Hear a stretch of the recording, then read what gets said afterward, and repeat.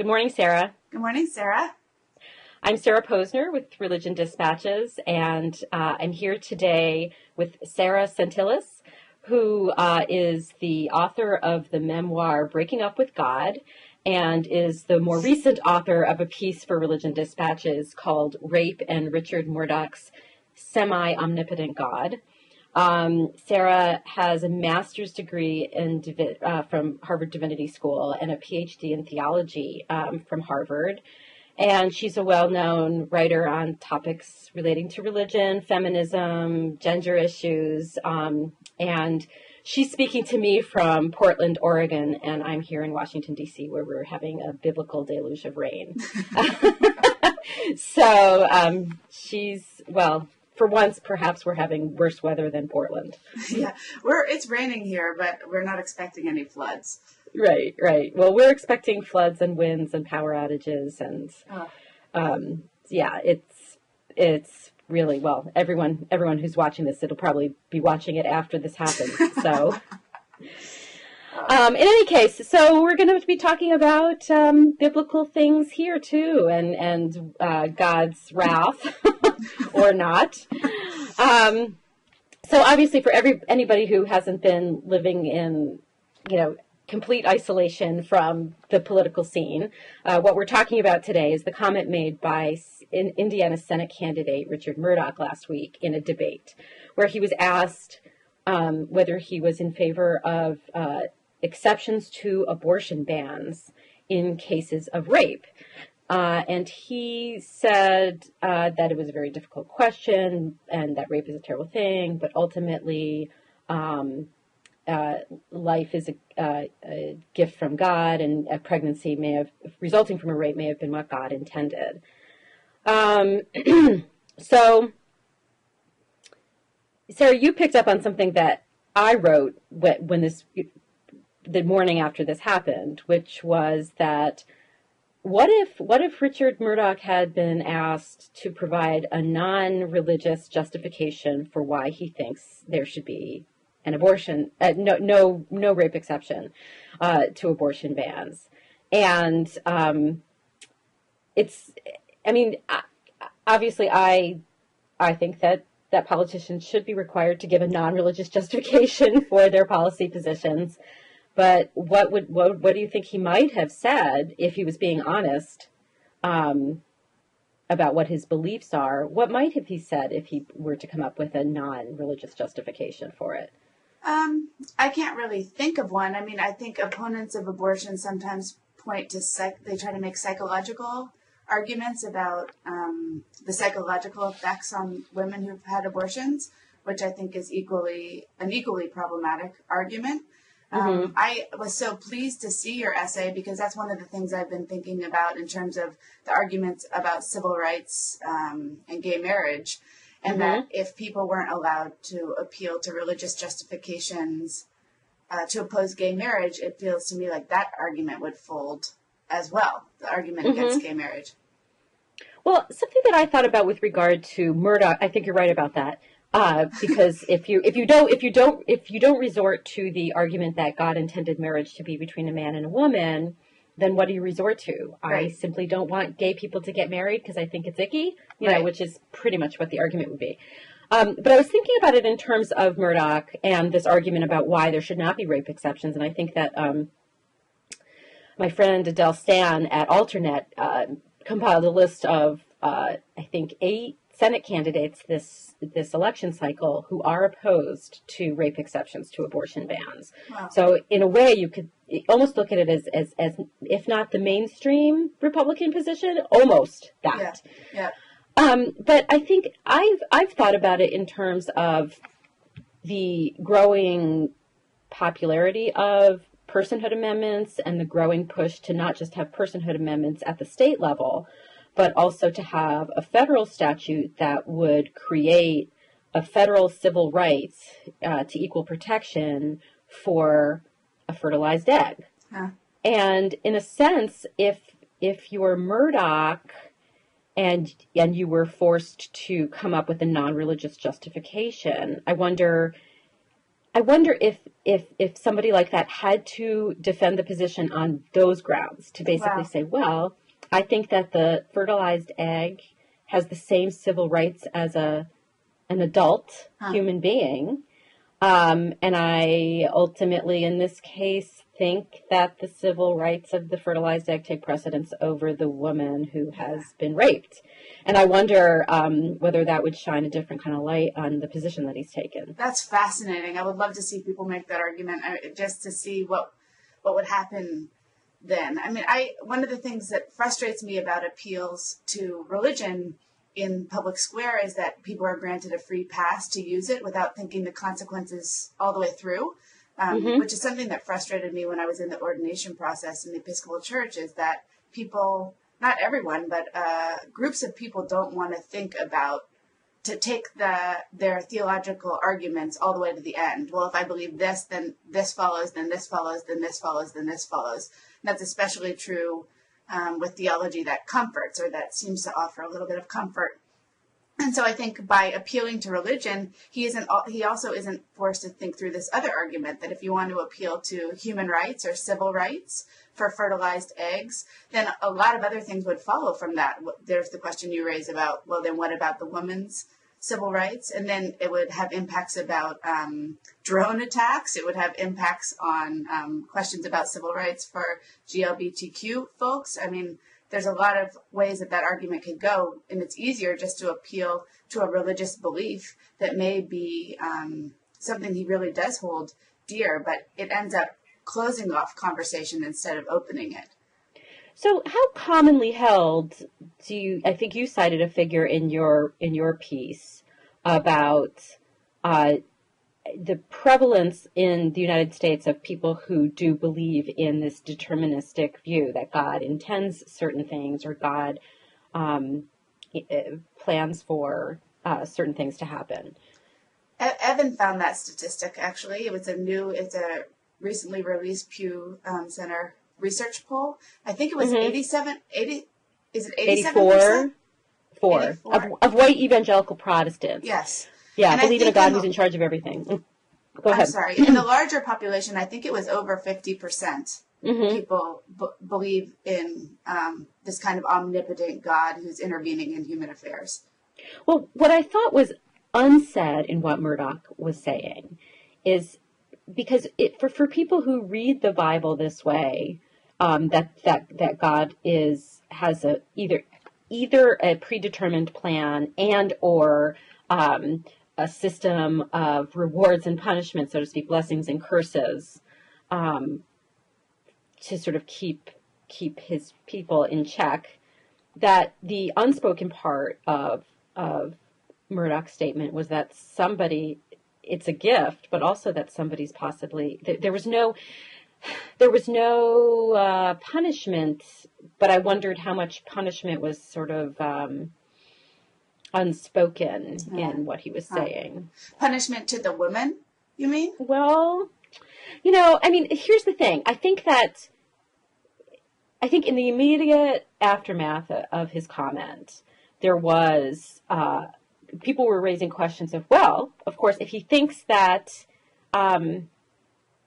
the pregnancy is a gift from God or something that God intended, then what's the logical extension of that? He clearly didn't say that he thought that God intended the rape to happen. But if you believe in the omnipotent God, and the omnipotent God intended the pregnancy or the life to happen, then why not? Why doesn't that God also intend the terrible things to happen? Right. And so there was that discussion. And so what would somebody like Murdoch's answer be? That sometimes God does terrible things. Sometimes God does wonderful things, but sometimes he does terrible things. But why? I think that argument has always bothered me. I mean, assertions about blessings, people use that idea really casually, like, oh, I feel really blessed, or I'm having a blessed day, or God blessed me with this Mercedes, or a high-paying job, or whatever. And they're really easily appeal to that to justify good things. But then the other side is, when you experience illness, or you have a friend of mine has a child that's been designated or diagnosed with a fatal disease, then is she being cursed? Like I don't think, and I explored this in Breaking Up with God, I don't think you can have one side of the coin and not the other side of the coin, that people seem to argue that then they can determine who's in God's favor and who's not. It's this really ugly side to a very common way of talking. I mean, Murdoch's view in my mind is extreme, but what's more troubling is that it points to a very accepted way of talking about God, that God is meting out, picking and choosing among who God wants to bless and who God wants to curse. And for me, that's just untenable. And if you let go of that, in my experience, it ends up unraveling a lot of other versions of pretty mainstream theological constructions of God. So, so if it's commonplace, just the idea of the omnipotent God who, the way you described it in the piece was a belief in a God who's in charge of everything that happens in the universe. Yeah. So if it's commonplace, if that's a commonplace view, then were there really, so for people who believe in that view of God, do you think that they would be surprised by what Murdoch said or shocked in any way? I'm not sure. I mean, I think they might be surprised by critiques of what Murdoch said, to think about, well, if I carry this version of God, then how do I make sense of these other things? I mean, the only kind of theology that makes sense, that still clings to some kind of version of omnipotent God, is like Black theology, like the kind that James Cone writes. He has a new book called The Cross and the Lynching Tree, relatively new.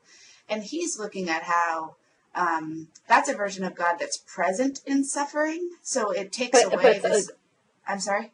A God who is on the side of the oppressed. On the side of the oppressed and also present in suffering, but can't necessarily intervene to stop things, but is present in those moments. And so I think you could take that kind of theology and extend it toward a blessing version. But, that's emerging out of a group of people that were experiencing incredible amounts of oppression and trying to make sense of a version of God in which a good God and this bad world. How do you make sense of that? The problem with theodicy. Right. But I don't know. I mean, I think when you're on the side of blessing, that version of God makes sense. But when you're on the other side, when you're the person who's been raped in a world that seems to have an omnipotent God, that's totally different kind of theology. And I don't think that he has any right to talk about what kind of theology a woman who's being raped and then gets pregnant might be experiencing. Well, I was, beyond the question of whether politicians should resort to these sorts of arguments to justify their policy positions, there's also the issue that Murdoch, I looked this up right before we talked because I was curious. I thought, well, what's Murdoch's background? I know he's been in politics for some time now, but what's his educational training? And he's trained as a geologist, which I thought was interesting, because he's, this is a view he's obviously come to in his personal and possibly his political life. Perhaps he sees this as an advantageous position to take.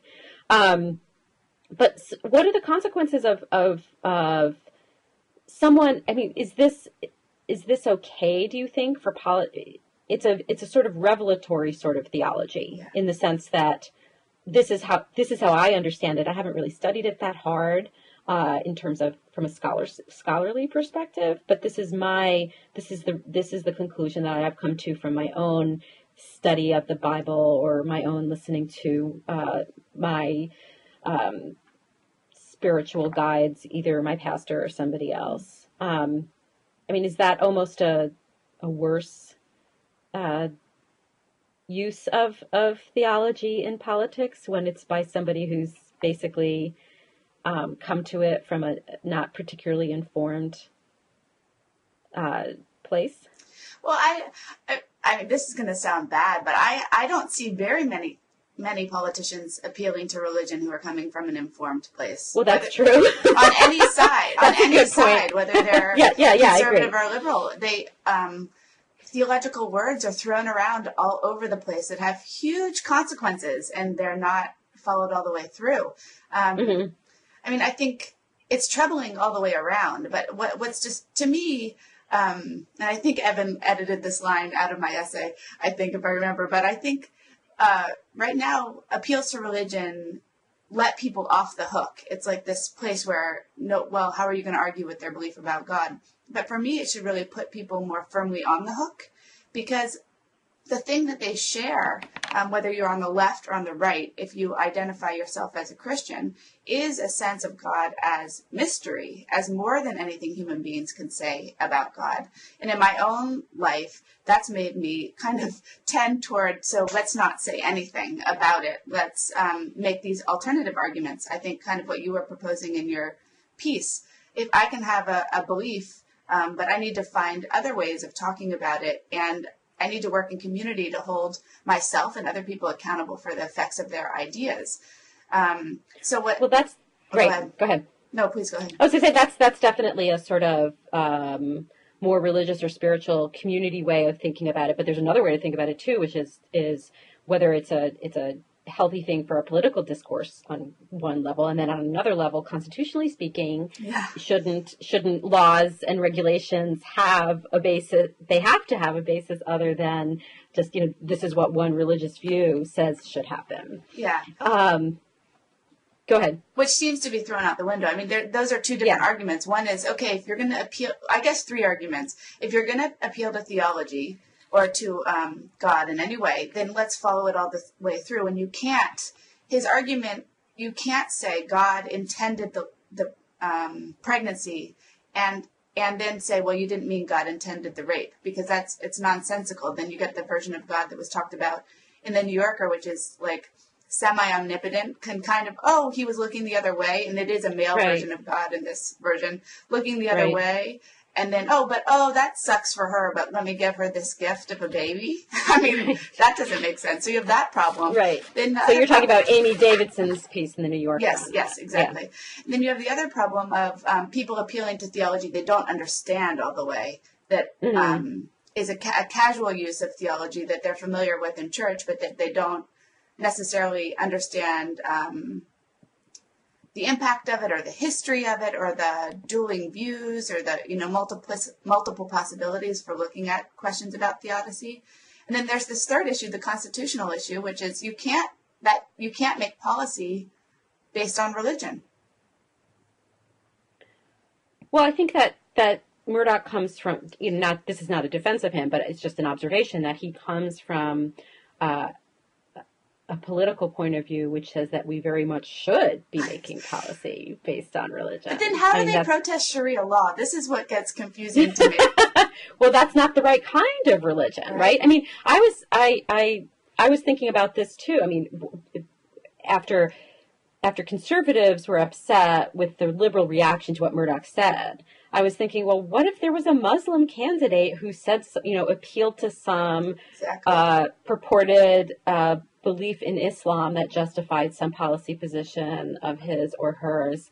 I mean, I think conservatives would be flying off the handle about that. Or at least some conservatives who the same conservatives who have manufactured concerns about Sharia law taking over the United States. Yeah. So it's definitely comes from the standpoint that, well, we're a Christian nation and our laws should reflect these supposed, purportedly Christian values. And so it's not really that our laws should be undergirded by religion. It's that our laws should be undergirded by a particular kind of religion. So it's the Richard Mourdock religion, but not the Jeremiah Wright religion. Right. And one of the things that they got upset about, that Republicans and conservatives and Fox News mostly got upset about in 2008 with Jeremiah Wright, was also theodicy. Right. But it was a kind that they didn't like. Right. Right. I mean, it's so complicated. I teach undergraduates, and I spend a lot of time teaching them about the construction of us and them and the construction of otherness. And it's been fascinating to me to watch in politics how these terms move around. Once you have a binary, the terms flip. Like, it's okay for this group of people to be talking about this version of God, but it's not okay for this group of people to be talking of that version of God, and it's not okay for these people to use it for policy, but it's okay for our people to use it for policy. Mm-hmm, mm-hmm. It's a really strange time, and I think under all of that, and I think something that is troubling to me is the way that religion, whether you're talking about some forms of Sharia law or whether you're talking about conservative policies, end up really doing harm to women. And that reveals something about how religion has functioned to undergird patriarchal, often racist structures, and that nobody seems willing to talk about that. Well, one of the things that I was wondering about through this whole thing, thinking about, not wondering, thinking, was how much a certain view of what rape is, or how prevalent rape is, or a complete misunderstanding or lack of understanding of how prevalent rape is, is embedded in how these politicians have talked about it. Now, Todd Akin, when he talked about this issue, he actually did try to offer a non-religious reason. His reason was this bogus science that he tried to put out there, which was, when a woman is raped, then her body has a defense to shut the whole thing down, and women don't really get pregnant when they're raped. Right. So that is a pretty good example of what someone like that is forced to resort to when asked to give a non-religious justification, because there isn't one, because that is obviously not true. But I wonder if, I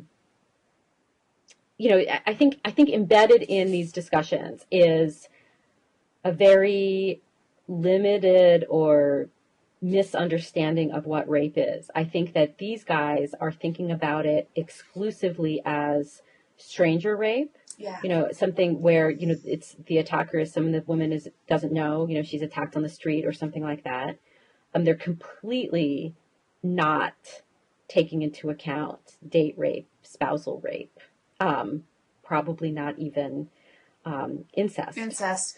Yeah. Because remember Sharron Angle, this is a view obviously not limited to male politicians. Remember Sharron Angle, who ran for Senate against Terry Reid in Nevada, said when asked about exceptions for the cases of incest, said, well, something along the lines of, well, you just have to make lemons out of lemonade. I mean, make lemonade out of lemons. You can't see my. I mean, I know the jaw drop look. Yeah. I think that's the misogyny that gets exposed. The reason that you have the reason that you can walk around in a world where women, or I'm not sure it's just women, but someone is sexually assaulted or raped every 2 minutes in this country, in the United States, and you can walk around not having taken the time to look at the statistics about rape, and that most happen from somebody that the person knows, that the victim knows. It is misogyny, and it is hate. I mean, that article, I think it was Amy Sullivan's argument that he doesn't hate women. This is just his belief. No, he hates women, and that's why this is his belief.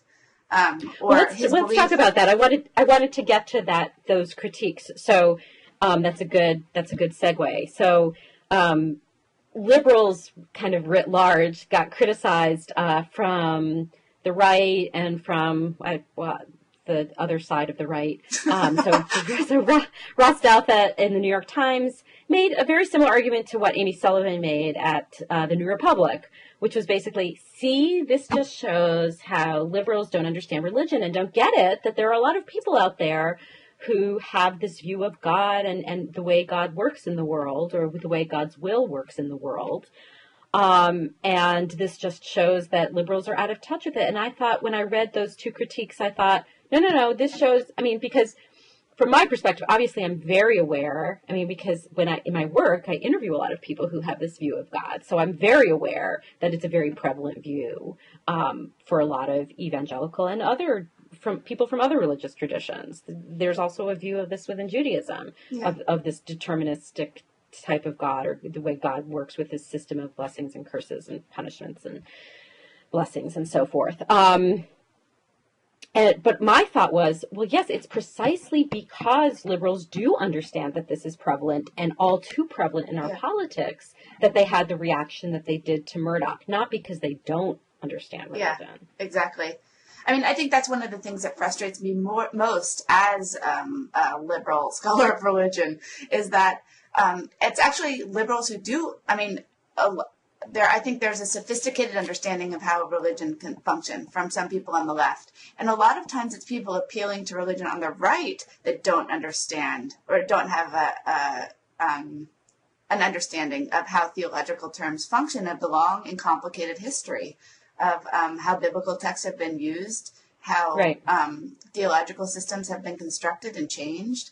And that's been so really you would argue that it's argue that it's Murdoch who doesn't understand religion. Yeah, I think it's I mean I think it would be interesting to have a conversation with him about theology. Like, do you how close do you want to hold to this view of an omnipotent God? Because his clarifications about that point, which were that no, life is a gift from God. The rape isn't what God intends, reveals a theology that isn't all the way thought through, because you can't really have both things in the system that he's claiming to believe in.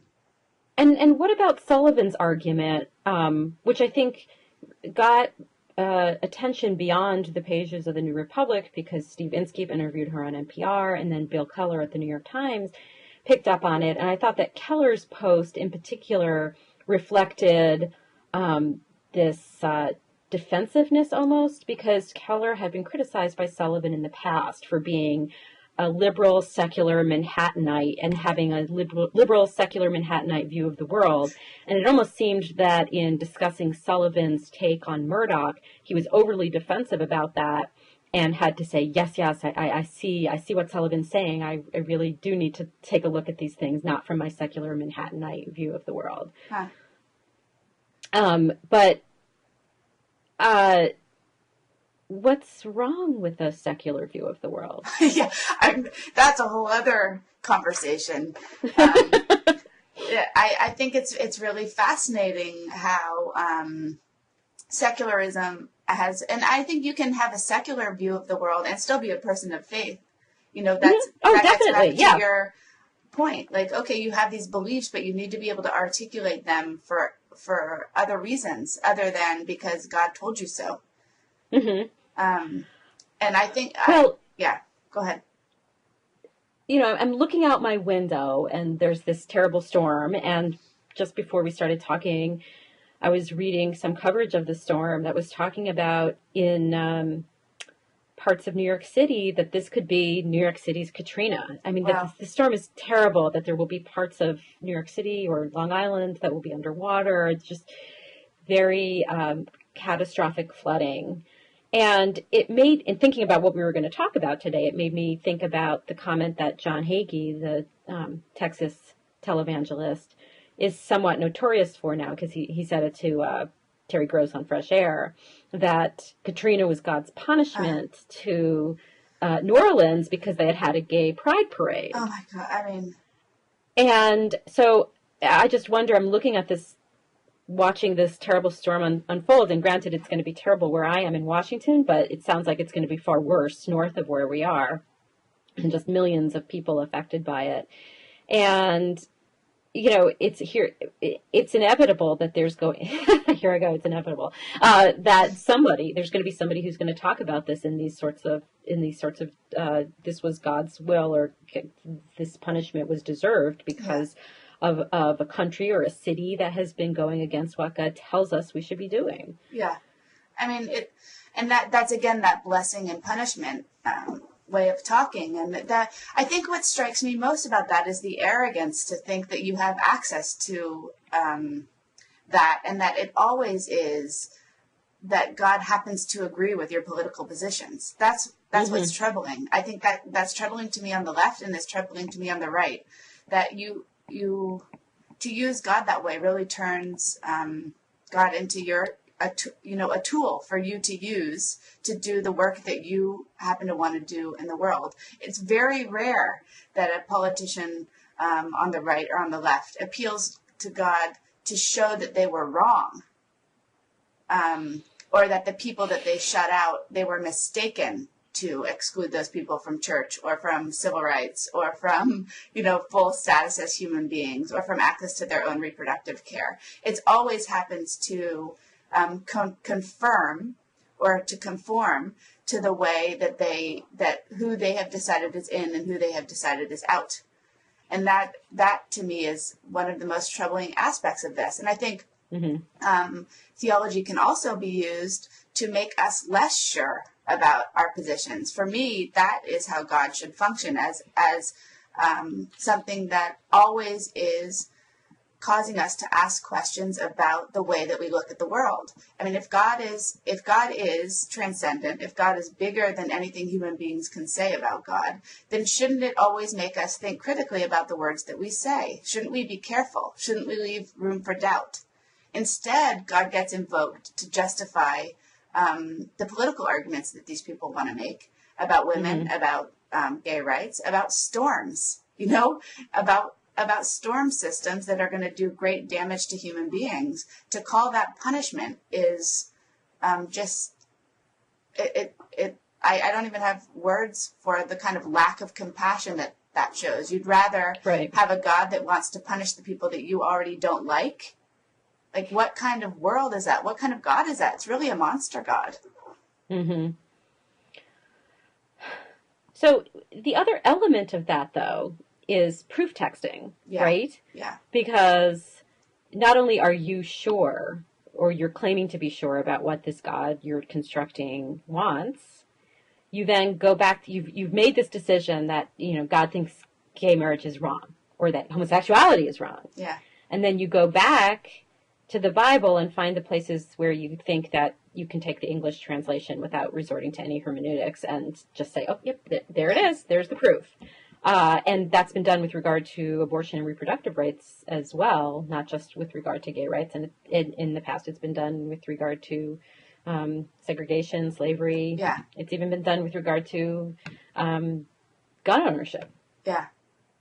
That is, I mean, I don't even know how to have that conversation anymore, because I feel like I've been saying the same thing over and over, and that biblical scholars have been saying the same thing for decades, that this is a book that was constructed by human beings. You can still believe that it's divinely inspired, but it has stories in it. And to me, that recognizing that the Bible is full of stories makes it more meaningful. You don't, but it means you can't flatten it out to this literal reading. I mean, the other thing that frustrates me about people who do the proof texting is that they pick and choose among the verses, and then they accuse liberal people who have different political views of being the ones who are picking and choosing. But they don't, I mean, most people, I'm sure Murdoch doesn't keep kosher. I'm sure he doesn't think that you should have the death penalty for adultery. I imagine he hangs out with people Don't ask him that question. Should we ask him that question? Yeah, I mean, did you say should we ask him that question? Maybe. Yeah, I don't know. I mean, maybe he keeps kosher and maybe he doesn't stand next to I doubt on the kosher front. Right. Yeah. I mean, I do think that there's definitely a picking and choosing of, well, those are the things, those are the rules that only the Jews follow, and Christians don't really follow those anymore. That. Are you still there? Yeah. That drives me crazy. I mean, that drives me crazy. And I think that one of the reasons I think Religion Dispatches is so important is that it asks those kinds of questions. I was looking at, this is a little bit of a tangent, but I was looking at some reporting about Karen King was my mentor at Harvard Divinity School, and she's my friend. And looking at some reporting about the papyrus fragment that she's translating that seems to point to the fact that there are some early Christian communities that believed Jesus had a wife. And I was looking at people, I think 9 days after that came out, the Vatican came out and called it a fraud, and it was being reported, or a fake, and it was being reported on in CNN, and they had the sentence like, it wasn't in the Bible because it's not canonical, which doesn't make any sense. Like, they were treating canon and Bible as the same and not understanding that the biblical, what we call the Bible now, was formed over a long period of time, and that there were many, many, many more texts before we got a notion of a canon. And that for communities like the Catholic Church, or the Vatican, I won't speak for, I know a lot of Catholics don't necessarily believe this, but the Vatican that uses the Bible to justify their arguments about celibacy and an all-male priesthood, that you would think when there's a possibility of a text that could challenge that would be exciting. Like, oh, wow, we might be able to rethink this policy that causes so many people pain. But instead, it's like, no, we're going to cling to this policy. It doesn't matter if there's a text that contradicts that. So then you have a community that holds biblical literalism sometimes, but doesn't want any challenges to that. If maybe even if God wrote a new text now that challenged that the practice becomes more important than even the sacred text you've used to justify that practice.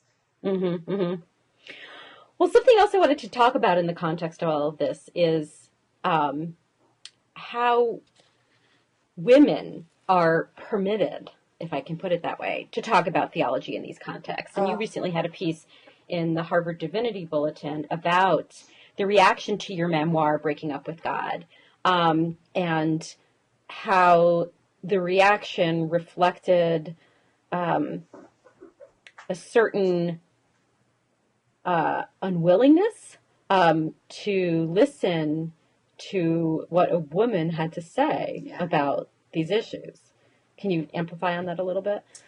Well, one of the things I did in my essay was to look at the ways the reviewers of my book, and I was just using them as an example because I think that they point to a larger systemic institutional movement to tell women who are speaking about God to pretty much shut up.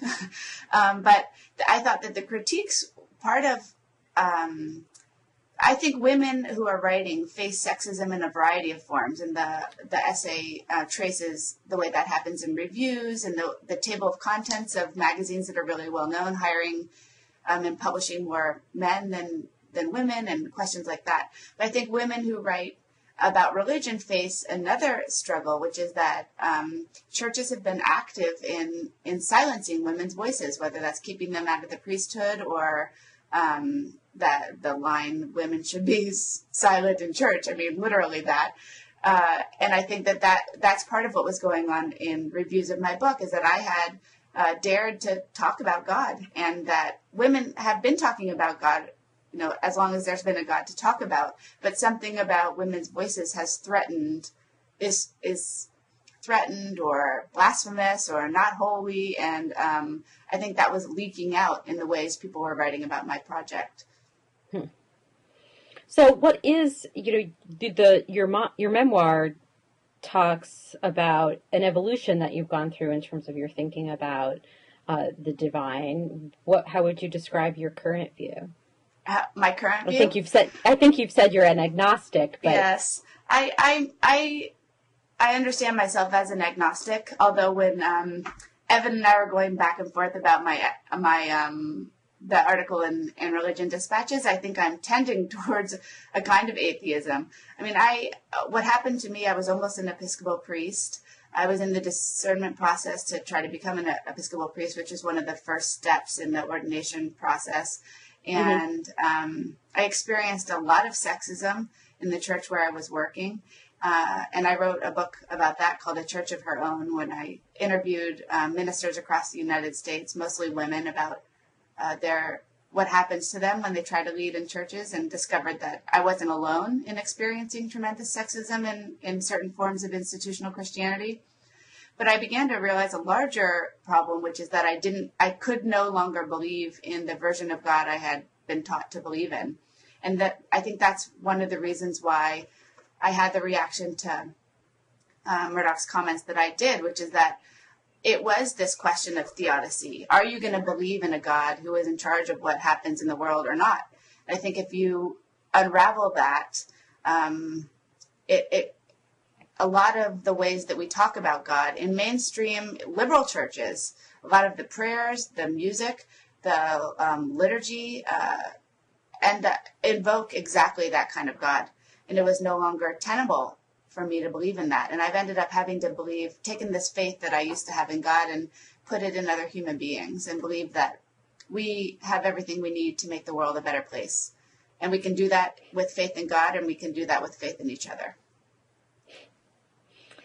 Well, listen, thanks so much for doing this today. And hopefully I won't lose power and I'll be able to beam it out to the world. Yeah, Our conversation, I'll be thinking about you on. So keeping all my Um, friends on the East Coast in my thoughts.